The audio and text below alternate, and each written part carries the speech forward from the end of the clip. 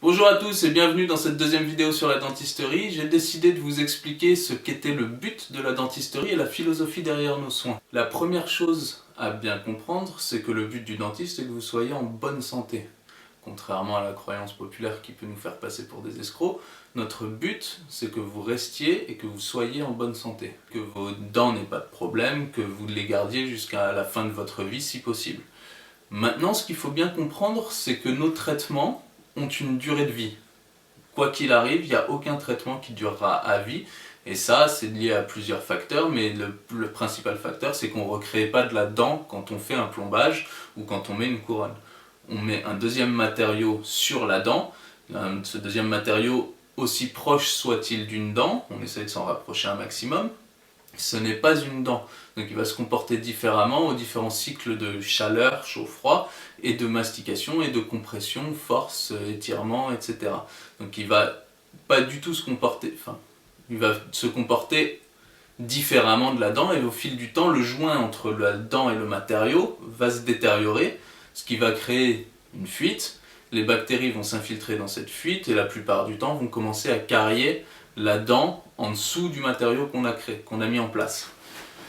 Donc ce qu'il faut bien comprendre, c'est que dès qu'on a commencé à faire un trou dans une dent, dès qu'on a commencé à la traiter, on sait qu'à terme, elle sera à extraire. À chaque fois qu'on doit refaire un soin sur une dent, on est obligé de faire un soin plus gros parce que la plupart du temps quand on refait le soin, c'est que le joint s'est infiltré, que ça a fait de la carie et qu'il faut enlever un peu plus de substance de la dent.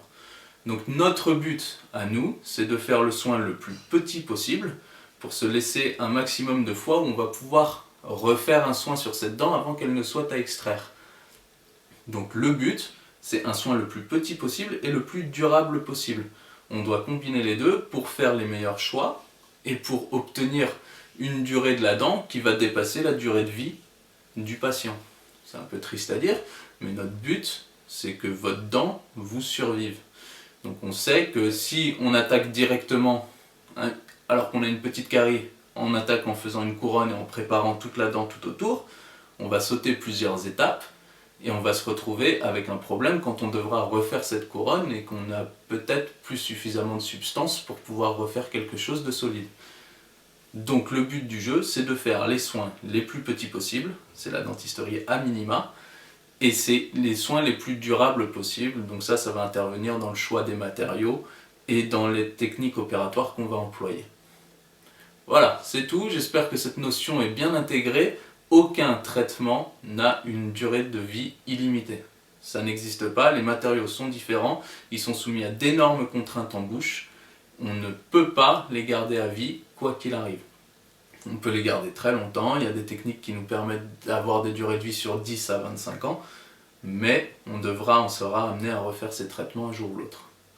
Voilà, bonne journée à tous, j'espère que ça vous a plu et à bientôt.